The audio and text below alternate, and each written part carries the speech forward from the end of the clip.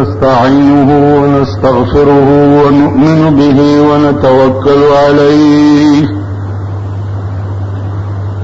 ونعوذ بالله من شرور أنفسنا ومن سيئات أعمالنا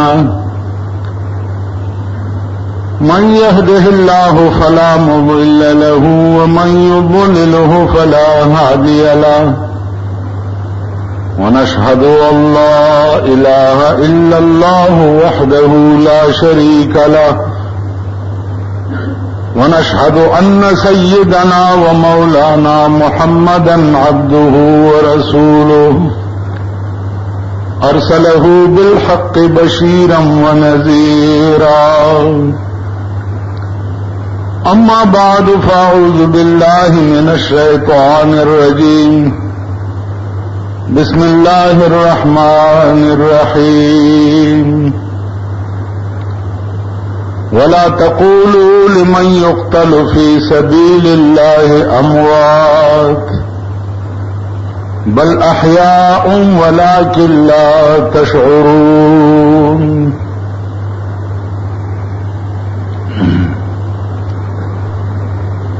بیان ستاسو په مخ کې کافی جمعونا د انسان کامل را روان دی نن چونکہ اتفاق نہ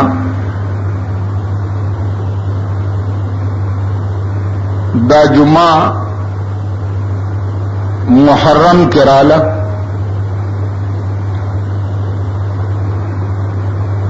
او دے ورځو کې د خلق تبعین اعلان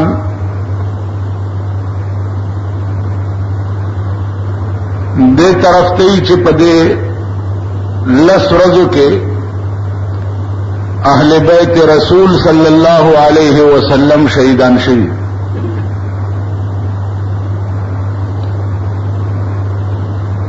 عزیزانو هغه تفصیلی بحث په خپل ځای دی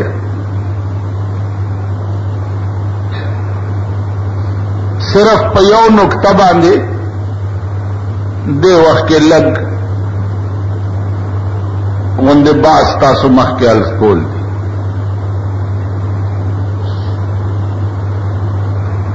قرآن کریم کے اللہ عز اسمہ ارشاد فرمائی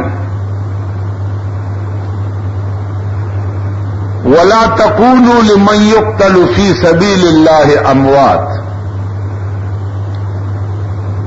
کم خلق چې د الله په لار کې مړ شي نو دې تمړم وایي کم سړی چې د الله په لار کې مړ شي نو تاسو دا مه وایئ چې دا مړ شو د عام خلقو په شان بل احیاء بلکې دا ژوندي دي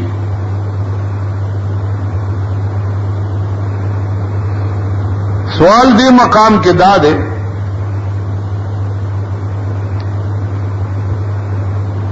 چې قرآن کریم دې مقام کې دا منع وکړه چې تاسو به شهید ته مړ نه وایئ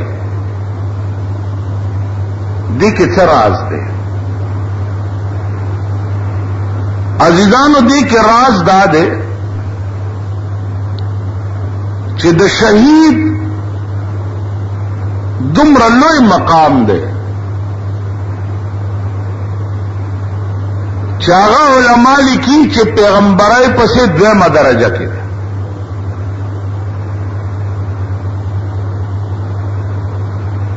نو شهید تداویل چې دا د عام خلقو په شان مړ شو خبردار چې داسې ونه وایي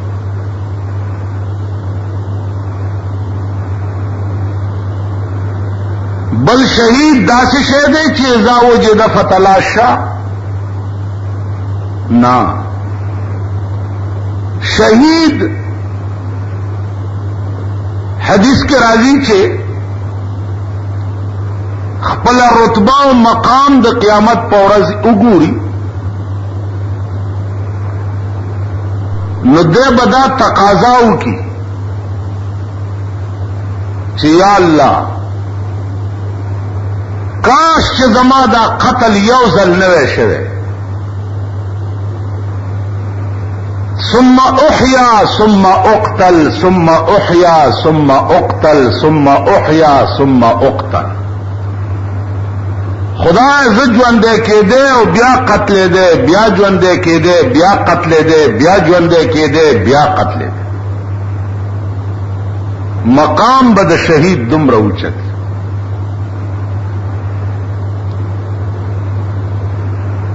نو الله فرمایي چې بل احیاء عند ربهم، دا د الله په نسبت باندې ژوندي دي، ولکن لا تشعرون، خو تاسو د دوی په حیات او په ژوند باندې نه پوهیږئ. بل ځای کې راځي چې شهید متعلق دا مو وایي چې دا مړ دی. بل احیاء عند ربهم يرزقون فرحين بما آتاهم الله من فضله. دوی ته رزق ورکړل کېږي، دوی خوشحال وي په هغه درجاتو کې چې کوم الله د خپل فضل نه دوی ته ورکړي.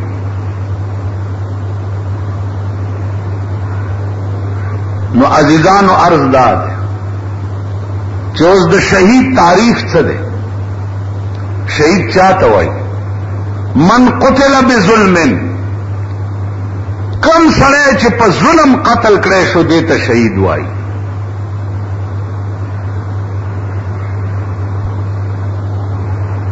هغه څوک که د امام حسین نه لاندې په هره زمانه کې اور سړی په ظلم قتل کړی شو نو دام شهید. دلته به د شیعاګانو مذهب نه راټینګوي چې شهید صرف هم د کربلا شهداو نور شهیدان اډوشتانه نه دي. شهید هغه چاته وایي چې هغه په ظلم قتل کړی شي، هغه ته شهید وایي. بے منشأ او بے جواز قتل کړی شي، هغه ته شهید وایي. او شهید عربی کې د فاعل وزن دی، او فاعل وزن په عربی قواعدو کې کله په معنا د اسم فاعل راځي او کله په معنا د اسم مفعول راځي. فاعل وزن دا کله په معنا د اسم فاعل او کله په معنا د اسم مفعول. ځکه چې د عربي ژبې دارو مدار چې دی هغه په صرف نحوه باندې. صرف نحوه چې چاله نه ورځي هغه له عربي نه ورځي، هغه عربي ویلې نشي، هغه د عربیت تصحیح نشي کولای چې چاله صرف نحوه نه ورځي. او زمون ملک پاکستان دا خو مبارک ملک دی، دلته د هیڅ پته نه لګي. پښتنې والا یې څوک دی؟ دا واحد ملک دی په ټوله دنیا کې چې شهر ناپرسان دی. کچاو عالم څوک تپوس والا نشته او که څوک دی او عالم تپوس والا نشته. او دلی کا راجا مویا کوئی رونے والا نہیں. د دلی راجا مړ دی او څوک په جڑا والا نشته. پاکستان د دلی راجا دی، مړ پروت ته جڑا والا ته څوک نشته. نو دا شهر ناپرسان. نو عرض میں گاؤں چې پاکستان کې دا پتہ نه لګي چې صرف څه ته وایي یا نحوه څه ته وایي، او هر سړی پکې مقرر دی، هر سړی پکې تقریرونه کوي. د دې علاج زما عزیزانو بل نه دی سوا د دې نه چې د دې ملک قانون قرآن او حدیث شي، نو د دې ملک په تقریرونو بم پابندي وي، چې تقریر به کم سړی کولی شي. هر سړی به راپاسي وي برونو کېنئ او د وفاتنامې او جنګنامې کتاب به یاد کړئ او به پینی او خلق به ورته ناستي او څوک به جاړي او څوک به خاندي. جنګنامه په دې ورځو کې دا باټان را خوشي شي صاحب جنګنامې بیانوي په کربلا کې دسې چلو شو، بی بی سکینه دسې چلو شو، علی اکبر دسې چلو شو، خلق هم ورته جاړي او ښځې هم ورته جاړي. یا په امام بارو کې د شیعو دا ملیان چې دي دغه باټ توپ کوي او خلق ورته جاړي. نو زما عزیزانو اسلامی نظام چې وي نو د ملک په تقریر دنیا باندې به پابندي چې تقریر به کم سړی کولی شي. تا سره څه سند شته چې ته تقریر کې؟ تا اهل د تقریری چې ته تقریر کې؟ تا قرآن او حدیث ویلي چا نه دي چې ته تقریر کې؟ نن ستا ټول ملک په دې قهر اخته دی. باټانې را خوشي کړي دي صاحبه، خو څه وایي نو؟ دا د کلو خلق ورته ناست دي او صاحبه شیخان میخانو ورته جاری او څوک خاندي. قرآن او حدیث تاسو راشئ وګورئ په دې سرکاري سکولونو کې وګورئ کم سړي چې لسم او دولسم او سورلسم نه پاس کړي ا د هلکانو استاد لګئ دومره خو به پوهېږئ که نه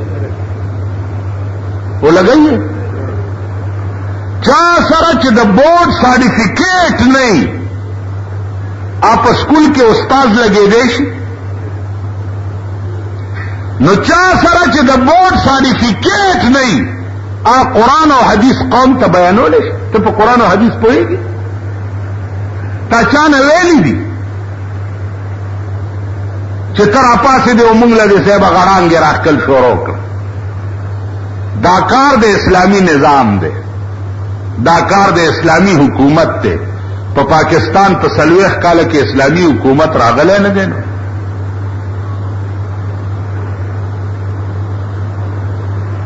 نو عرض میں داؤ چې شهید د فعیل وزن دی او فعیل وزن کله په معنا د اسم فاعل راځي او کله په معنا د اسم مفعول راځي. عزیزانو دې مقام کې شهید دا په معنا د مشهود دی.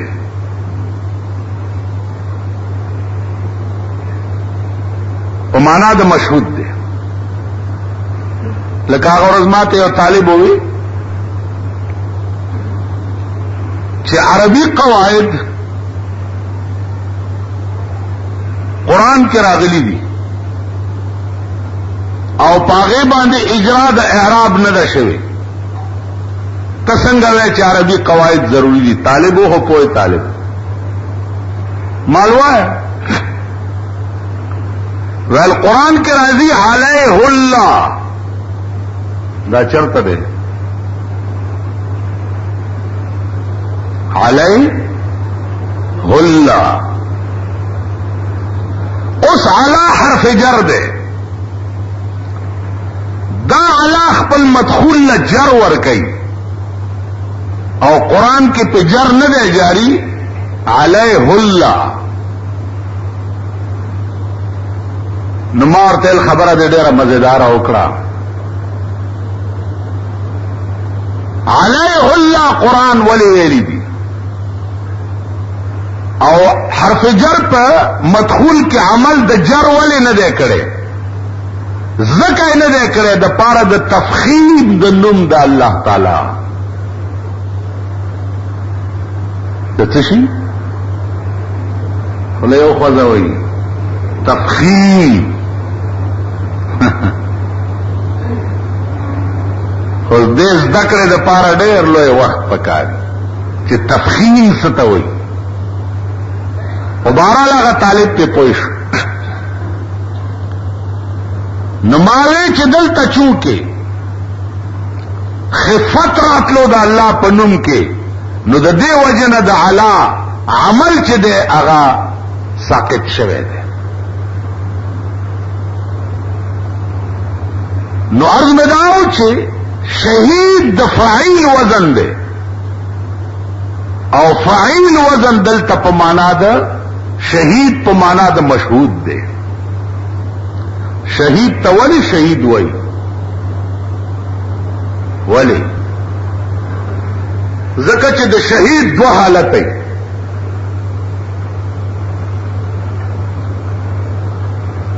د شهید دوه حالت دی. دا خود صحیح علماء تقریر اوریدو سره تعلق لري. د علماء تقریر اوریدو سره تعلق لري.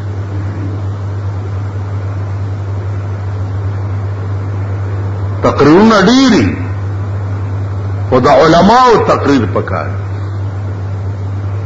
انجمن تبلیغ قرآن و سنت زمونگا پدے محرم و بارافات کے دانہ جلسی کی گی لکا بیگار انداز کیوں نن بیگال لاورائے نہ دلن دا علماء ورطرز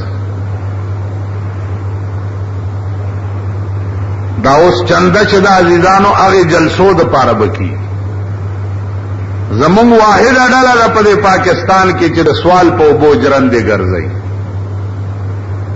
یو انا فن مونگ نلرو جلسیم کو حکومت سره مونږ په جنگ یو بریلیانو سره مونږ په جنگ یو شیعاګانو سره مونږ په جنگ یو قادیانانو سره مونږ په جنگ یو د جلسو اخراجات چې دي هغه مونږ ولا خیر غواړو چندې ورته کو هغه کمې چې دی هغه پوره په دې خار کې وګوره د شیعو مولا راشي یو مولا د یو شپې د تقریر 10,000 روپۍ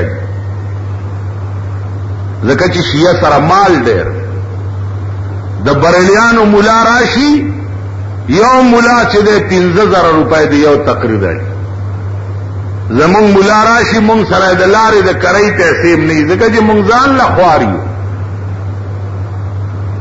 دا سټیج دی او دا لوډ سپیکر دی او دا درای دی او دا بجلی دی او دا خرچ باندې 10-15,000 روپۍ لګي نن چنده به هغه د پاره دا بزرگ کوي او ترکیاولو نه کوي خو پورا جیب تلاش کئی.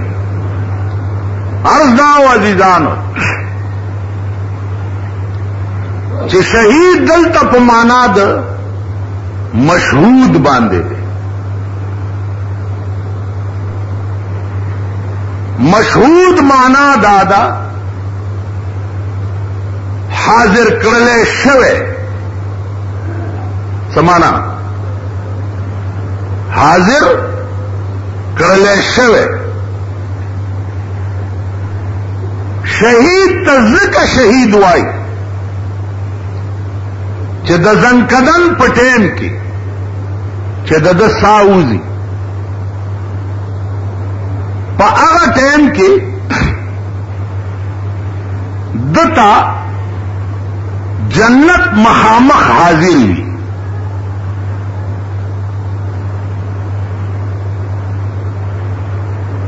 خکاری ورتا ملائکه ورتا ولاری او دې شهید توای چې دا مقام دې ستا په جنت کې چې ستا ساوزي نو تبلا پزه پروت او ستا روح چې دې مقام ته ورسېدلې.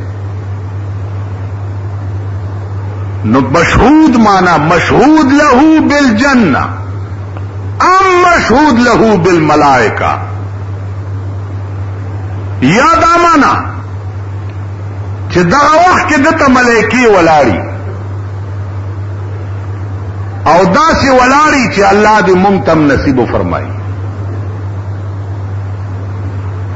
نو عزیزانو شهید په معنا د مشهود نو یا مشهود له بالجنه او یا مشهود له بالملائکه. علماء لیکي روایات نقل کئی د جناب رسول اللہ صلی اللہ علیہ وسلم چې شهید لغسل او کفن بڅنګه چل کی دا ټکه واوري ډېر خلق په دې بلا گرفتار دي شهید نوي شهید نامه په کې دي خپل جامو کې خخ کی شهیدی وی لمبای کفن ورواغوندي دا چونکه ډېر باریک وند باسته او ار سړې په پویګم نه نو دا بیا یو صحیح عالم سره تعلق لري چې هغه وخت په خېدو سره به تاسو عالم نه تاسو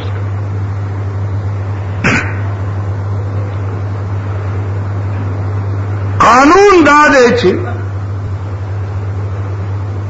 سره قتل شه که هغه دومره سات ژوند دیو چې دارو یې وخوړل یا چې په کم ځای دیواله شوی دی د هغه ځای نه نقل کو بل ځای ته یوړو نو دې شهید له بیا غسلم ورکي او کفن بم ورکي او کنا دې په کم ځای واله شو او همدغه ځای کې ته ساو خطا نو دله به غسلم نه ورکي او کفن بم نه ورکي کوم جامو کې چې دې مړ دې همدغه جامو کې به ښه فقها لیکي بیا چې ويزاد وينقص کدی جامو کې سلک کمه او پرتوک تشلې دله او کمیس تشلې دله نو آب برابر کی مسنون طریقے کفن چې ده آبه پورا کی وینقص او کس زیات کپڑے ته باندې وي جمع او کوټه اغوسته او واسکټه اغوسته او جوبای اغوسته وا آب تی کم کی او هغه مسنون طریقے سره درې کپڑے به ورته پری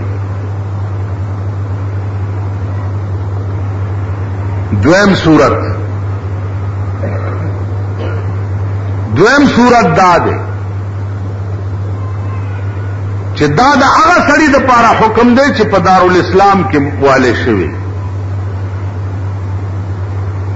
دویم صورت دا ده چې سړی والي شو قاتل معلوم نه دی چې دا چا والو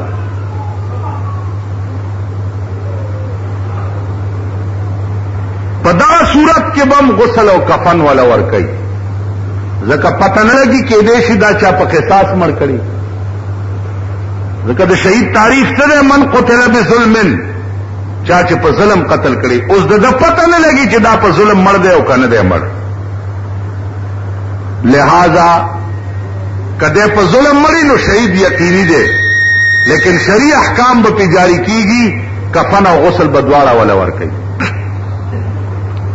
دا په دارالاسلام کې چوي او قاتل معلوم نه نو دلبا غسل او کفن دواړه ورکړي اوس کده په دارالحرب کې مړی مثلا د هندستان او د پاکستان جنگ دی یا د روس او د کابل والا او جنگ دی نو کابل زمکه دی وخت کې دارالحرب دی محاذ د جنگ دی ځکه چې روس او د افغان مجاهدین چې دي د دې محاذ جنگ چې دی د کابل زمکه ده په دغه زمکه باندې چې مسلمان مړ پروتو دغلته بیا دا ضروری نه ده چې قاتل معلوم نه دی ځکه چې په معرکه کې او په محاذ د جنگ کې لازمه نتیجه دا ده چې د کافرو د لاسه مړ دی نو دی هغه صحیح شهید دی دله به غسلم نه ورکړلی کېږي او دله به کفنم نه ورکړي ما په خبرو پوهېږي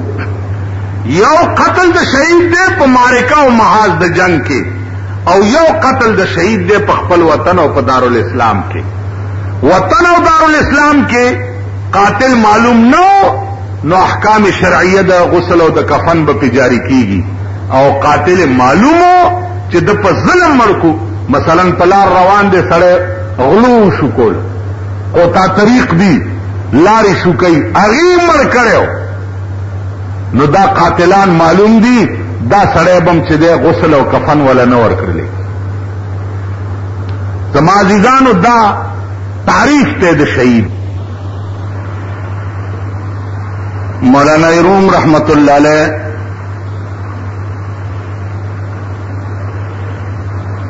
دا کامل انسان تعریف سے عجیب و غریب کرے.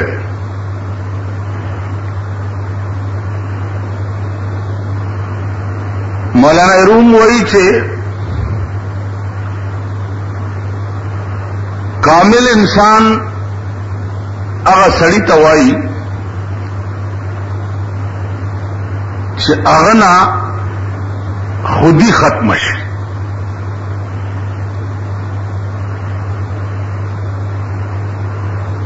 خودی وہی زان تا غٹ کتوتا کم سڑے چھ زان تا غٹ گوری دیتا خودی ہوئی او زان تا غٹ قتل چھ دی پدے ٹول کائنات کے سوا دا اللہ نہ دا بل چا صفت نشی کے بل سوک دے چا بزان تا غٹو گوری یا بزان تا چو ہوئی.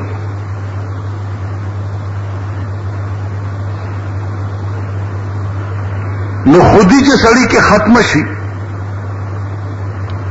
نو دالوئی سڑیش دا خودی ختمی دو دیر وجوہات تھی.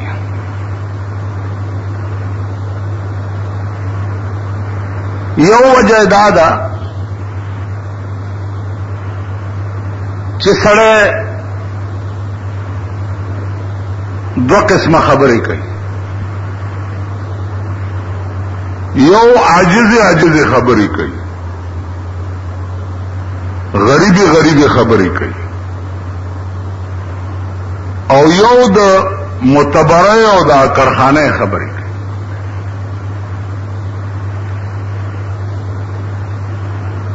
مولانا وہی چھے کمال دان دے چھے غریب سڑے غریبی خبریوں کی غریب سڑے عجز خبریوں کی. کمال دا دے چھے کم سڑے غٹ خبری کولے شی او اغا عجز خبریوں کی. نو اللہ تعالیٰ دی دا صفت منگ کے پیدا کی چھ منگ نہ خودی ختم شی زان تا غٹ قتل دارا نہ ختم شی. اغوی سالہا تو سنگ بودی دل خراش آزمورا یک زمانہ خاک باش. وہی پکلونو باندے کانے وے نو ازمیخ دا پارا لگ سات خزان خاورے کا کر بیاوی در بہارا کئی شوت سر سبز سنگ خاک شو تا گل برو ید رنگ رنگ. پا کلونو بارانونا پا کانی کی او کانے نہ گل کی. دریاب کے کانے واچوا چوبو کے پروتی کانے گل کی گی نہ گل کی گی ہمیشہ خاورے پدیس پر لکھے اوگورے قسمہ قسم گلونا پا خاورو کی راوتی پکانی کی نہیں راوتی. نو مولانا ہوئی چھے در بہارا کئی شوت سر سبز سنگ خاک شو تا گل برو ید رنگ رنگ. کزان گل کول غوارے نو خاورشا چه خاورشا نو رنگ رنگ گلو نبونی سے. نو عزیزانو دا کامل انسان لوی تعریف دادے چه اغنا خودی وزی زان تغٹ قتل تی وزی بل تا سپک قتل تی وزی د ځان نه لاندې سړي ته سپک کتل دا تیوز او زمون خدا کورو کله ده ځان نه لاندې سړي ته سپک کتل دا زمون ژوند ده. اوس یو سړي ته دا ویل چې ته څه شی نو کتا سره دته وای چې ته څه شې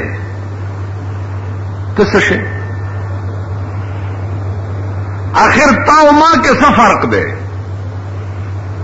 زه ولې څه شی نه یم او ته ولې څه شی؟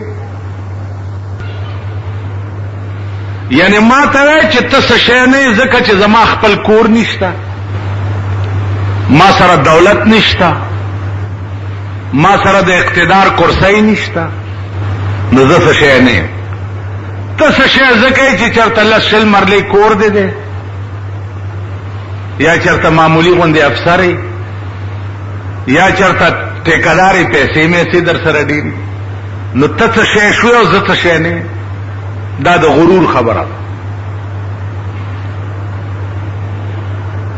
ځان نه لاندې سړي ته سپک کتل یا چاته دا ویل چې ته څه شی، دا د غرور خبره ده. قیامت کې با رنگ پرنگ گناهونه درته معاف شي او جنت ته به روانې، دا غرور به دې راونیسي او جهنم ته به دې بوځي. واحده گناه به په قیامت کې دا یوی واحده گناه چې دې دپاره به الله پاک د بخنې هیڅ لار نه جوړی سوا د دې نه چې سړی په جهنم ته ولي.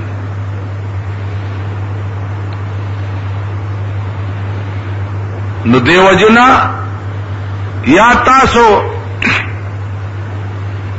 بعض سړی منځګزاري منځونه ډېر کوي، یو سړی دی هغه منځ نه کوي او تا پړه کې تیر شو چې دا پلیت او مردار دی او زه پاک یم، ځکه چې دی منځ نه کوي دا پلیت دی او زه منځ کوم زه پاک یم. نو ستا څومره ذخیره د منځونو چې دا هغه ټوله تباه شوه، ځکه چې تا دته سپک وکتل. یو دا قسمه درد دی پړه کې چې دا سړی منځ نه کوي یا نیک کار نه کوي یا بد عمله دی، خدای زه کوشش کوم چې دی نیک شي چې جهنم نه بچ، دې کې به اجر او ثوابي. دا شی چې زه منځ کوم او دا منځ نه کوي. یو بزرګو 300 کاله عمر او 300 کاله خدای ته سجدې لګولې، رکه ورتراله چې یا الله ما ټول ازمکه د سجدو نه وېستا چې مال بدل څنګه ځای جوړ کړی. د شپې خوب ولید، خوب کې سګوري چې یو ملائکه ولاړه ده په دې لام باندې مد راخ کړي دی لا دته تپوس کوي چې دا څه چل دی وې دا ما ته چې زه کومه ورځ نه پیدا یم ما ته دا حکم شوی دی چې په دې لام دا مد راکاږه. لا وایا څومره موده وشو؟ ول 3 لکه کاله وشو چې په دې لام مې دا مد راخ کړي. وی بیا وې د قیامت په ورځ براته حکم وشي چې اوس وایا چې الا الله لا معنا اس نشتا اس. نو د قیامت په ورځ به د خدای په مخ کې بیا زه وایم چې الا الله کشتنو دغه ذات ته بل څوک ویل څه په پته پوهېږي چې دا ستا لام باندې مد 3 کاله وشو خدای ته څه قرب؟ ویل والله که پوهېږم چې دا خدای ته قبولم دی او که نه. یو وای نارې کو د کټه کوزو غورځېده او وی چې خدای ما هېڅ نه دي کړي. قدرت ورته دا وښوده چې ته په 300 کاله منځونو باندې دومره غاوره شي چې تاله به په جنت کې کم ځای جوړي. عزیزانو خدای پاک بانا غواړي بانا. بشر حافی رحمت الله علیه یو بزرگو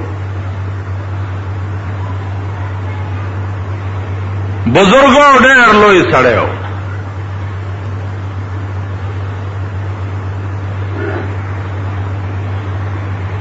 دا تصور پڑھ کے راغی چې ربا زما په څه حالي. الله ورته وایي چې ستا حال به په خپل ځای هر څه چې وي هغه به وي. ورشه فلانه شرابخانه کې یو شرابي دی هغه ته زما سلام ووایه. بزرگ دی حیران شو ور روان شو شرابخانه ته. دننه ننوتو فلانه چرته دی. خلق اریان شو چې دا شرابخانه کې څه سړی ونیو د لاسه وخوځولو پاسه کم بخت بار رویستو ساده دې کړی دا چې خدای ته دومره قریب شوی. خدای ما ته وی چې دته زما سلام ووایه. سړی ورته په جړا شوی دی چې ما څه کړي دي. وی سا عمل دې کړی په دې مې پوه کا. وی والله که نور پوه او په لاره روانو ما او په کاغذ باندې کلمه لیکلې پرته وه. نو خاورو نه ګنده وه ما صفا کړه او پاک ځای کې مې کېښوه چې یا الله ستا نوم ولې په خاورو ګنده دی. نو ست مې کړه او سینې سره مې ولګوله او په پاک ځای کې مې کېښوه. په دغه وخت کې دې بزرګ ته بیا په زړه کې القا وشوه چې دې سړي ته ووایه چې تا زما نوم د خاورو نه پاک کړی و. ما ته د ټول عمر د ګناه نه پاک کړی و. جنت ته به دې لېږم. عرض مې دا و جی چې الله صرف بانا قدر غواړي. د قیامت په ورځ به وګورئ د دې منځګزارو قطارونه به وګورئ. شیخ صاحب تا خو به ډېر منځونه کول دا ته کوم خوا روان شو خدای دې ورک کا.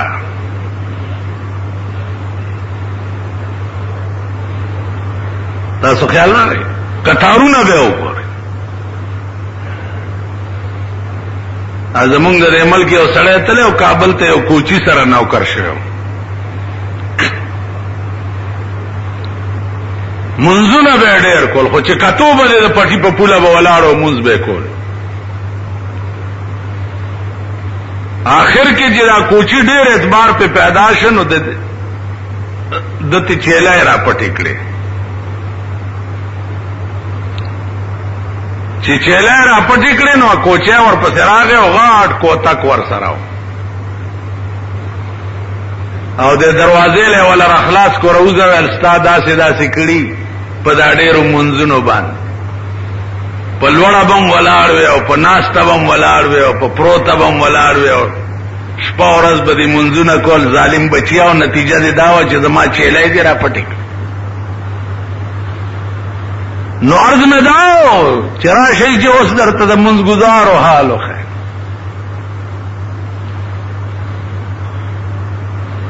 هغه ورځ یو زمونږ په دې دفترونو کې یو بابو دومره ګیره تر نامه پورې اوږده وه. زه شاته ولاړم یو سړي ته وایي چې والله که ستا کار وشي چېرې تپوس دې کړی دی چې دله هم څه چای پاڼي په کار دي. دومره ګیره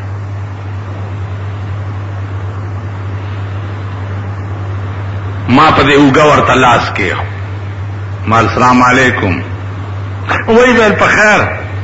مال وی مه کوه اوس خبره در نوتې ده.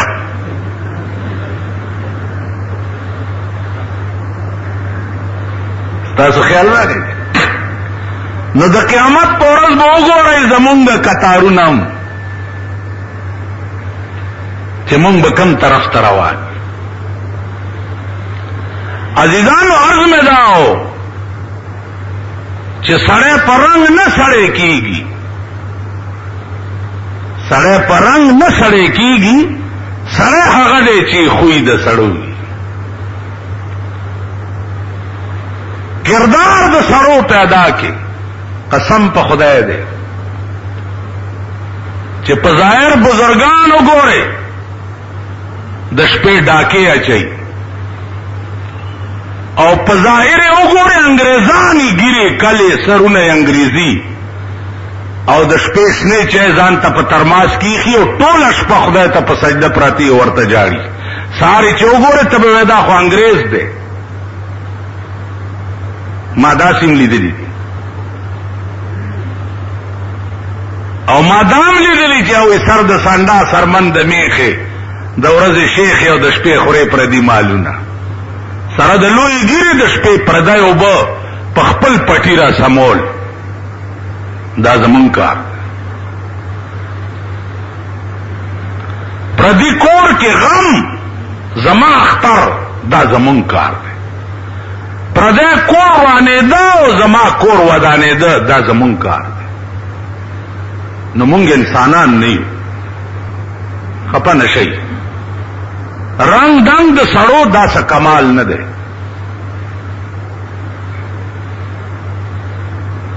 کمال دا دی چې د سړی کردار او کریکټر د سړو شي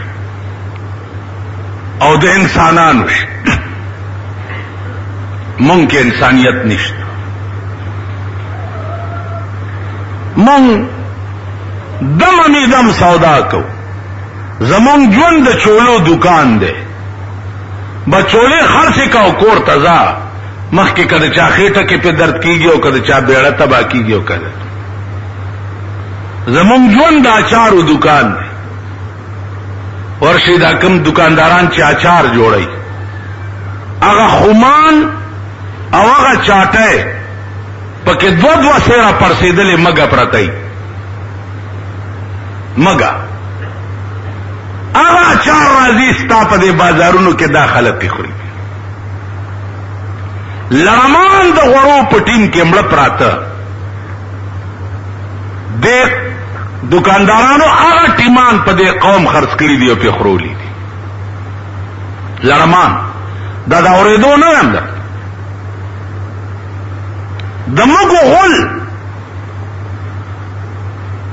دمګو غول دلته د سپیغونو په سط کې او د سپیغونو هغه سط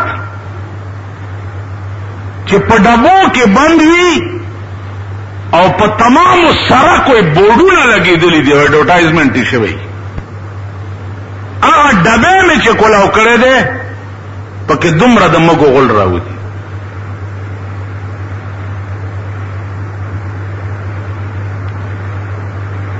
تاسو خیال راغی. نو عرض دهو چې یو ویر نه دی په دې دکاندارانو په خدای قسم چې د اسپې غوښې د مردار اسپې غوښې د غټې غوښې په رنګ کې دې دکاندارانو خرڅې کړي. مردار میخه د دې خوا کلو نه یو راوړی دا او دلته هغه قصاب لزو سم لاس نه ورکوم لس پنځه لس کاله وشو چې لاس راکړي زه بیا لاس وینځم زه بیا یې آرامتوب نه کړی. مرداره میخ مشهور کبابي چې دا تاسو ورځئ او په ځان وجنئ داغه دکان سره ناست یو میخ والا راغی ما ورته میخې خیر وی جی هغه ورځ خو غرق شم 5000 مې میخ اغستې و او بس د شپې ناګهانه مړه شم. مال څه دې کړه بیا؟ ویل د ناغې ورځ وه بس دا کباب والا له مې ورکړه چاړه مې پیاسې راخ کاو په 2000 مې دله ورکړه او د په واورو کې کېښوه چونکې سربه ډېره وه نو دتې بیا کباب پاخه کړه او دې خلکو وخوړ. نو مې ځکه نه عالم چې پرېږده چې خورئ یې. تاسو خیال راغی چې نو عرض مې دا و چې دا د انسان بچی دي یا دا انسانان دي. مونږ خو دا وایو چې دا بمونو دماکې چې څوک کوي دا انسانان نه دي، دوی کې انسانیت نشته. که انسانان وای نو بے گناہ به د قوم بچی ولی تیکا کوله، دا اوس انسانان دي. لیکن دا د کافر بچی چې دي د پیسو د پاره دا کار کوي کنه کوي. پردی بچی د پیسو د پاره تیکا تیکا او کباب کی، نو دا اوس انسانان دي. نو چې څنګه دغه ته مونږ انسانان نه وایو چې دا انسانان نه، انسان چې حیوان بم داسې رضالتونه کی لکه نن ستا په ملک کې چې انسانان کوي. نو دغسې اوس دا دکاندار انسان دی چې چاټای کې مګه پریوتې ده او هغه اچار زه پوهیم چې دا به خلک کلي او خوري به او بیا په دکاندارانو خرڅوم چې زه ولې چاټای تاوان وکړم مګه دې وي پکې کړ. دا انسانان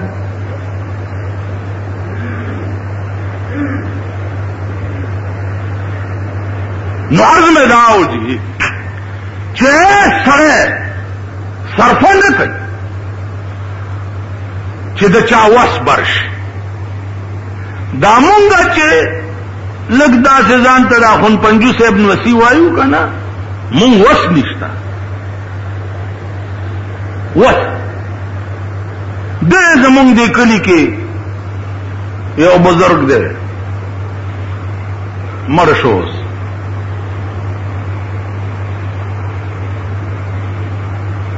لگیا ہو کل دی جماعت کے کل غاخوا جماعت کی کل بل کے ملیان دس سے مال خان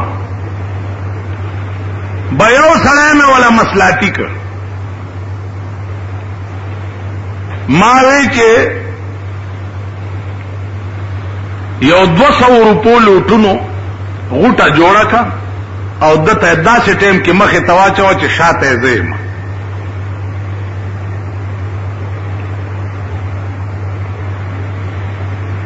جماعت نا لګ را دی خوام دا چل ور سره وکړو چې اونکو اوس ورپسې زه روان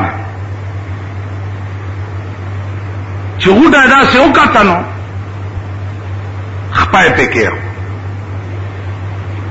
چې خپای پکې خو نو خپک ګرولې بانا کړ او داسې ورټیټ شو.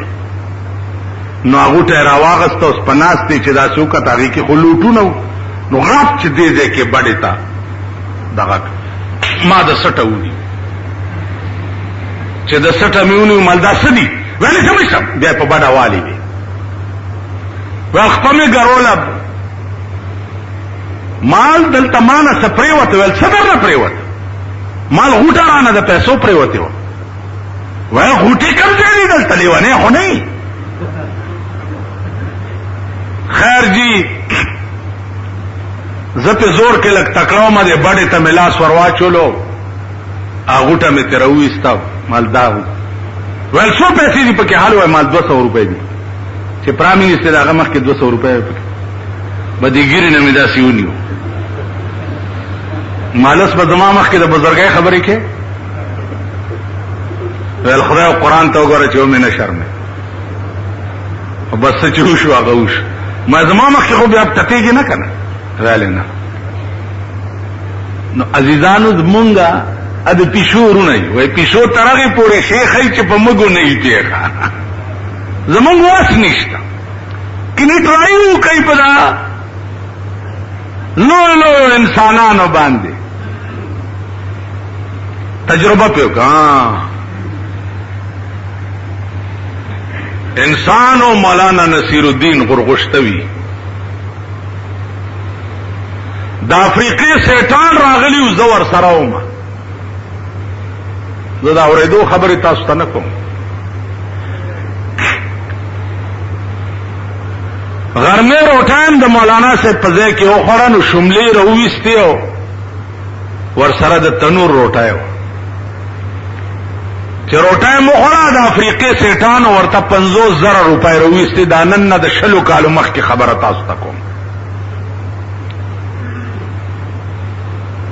50,000 روپۍ رويستې نو مولانا صاحب ورته دا څه دي؟ ویل جی دا هدیه ده. هغه ورته ویلي چې سیټ صاحب داس چل دی چې حضرت علی په یو څو غریبانو روټای خورولې وه او بیا ورته حضرت علی ویلي چې انما نطعمکم لوجه الله لا نريد منكم جزاء ولا شکورا.